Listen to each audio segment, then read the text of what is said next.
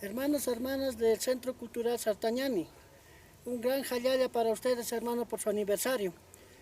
Bueno, nosotros somos el Centro Cultural Guaira, que tenemos casi 38 años de actividades que realizamos, ya en 3 generaciones que hemos compartido todos estos años, ¿no? Esta generación es la tercera generación que estamos trabajando con diferentes tipos de instrumentos nativos. Un gran jalaya, hermanos, para Sartañani. Un gran jalaya, hermanos, del Centro Cultural Sartañani en su 37 aniversario.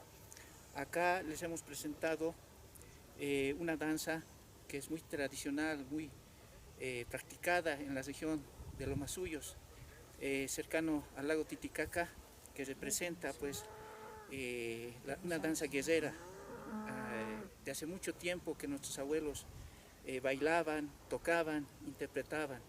Nosotros como Centro Cultural Guaira hemos decidido rescatar esto para su preservación y difusión.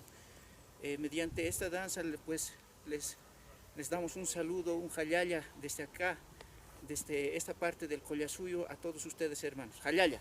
¡Jalaya!